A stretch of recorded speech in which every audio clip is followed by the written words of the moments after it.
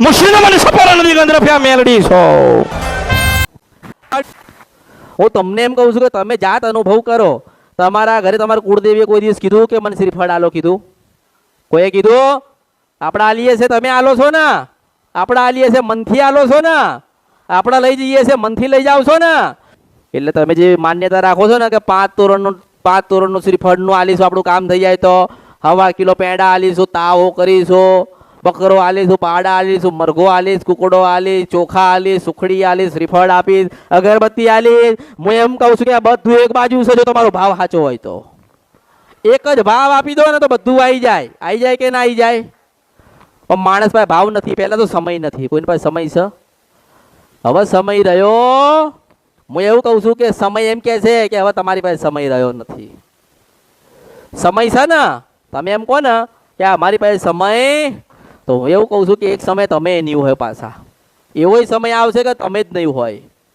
એટલે એવો સમય ના આવે તમે એમણે એમ જતા રહો, ગુનાની ભૂલ તમે એમને મૂકીને જાઓ, તમારાથી ગુનોનો ભૂલ સુધરાય નહીં. એના કરતાં ભક્તિ કરીને, કુળદેવીનો દીવો કરીને, માતાજીની માફી માગીને, માળા લઈને 12 થી 4નું ભજન કરીને, માં સદાના માટે હું હોય કે ના હોય, તારો દીવો હળહળતો રહે, ઝળહળતો રહે.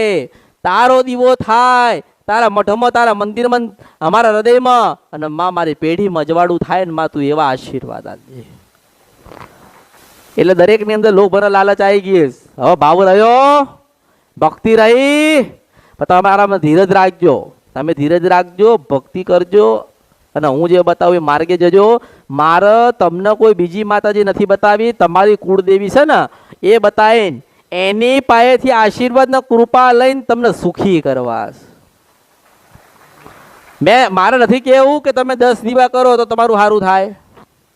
મારે એવું નથી કહેવું કે મોટું નવું મંદિર બનાવી નાખો તો તમારું સારું થાય. મારે એવું કહેવાનું થાય છે કે 12 થી 4નું ભજન કરો તો ન્યાલ થશો.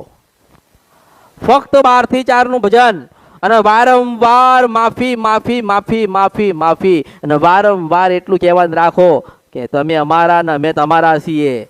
એને એવું થવું જોઈએ કે આ મને એમ કહે છે કે માં હું તારો છું, માં તારો છું, માં તારો છું.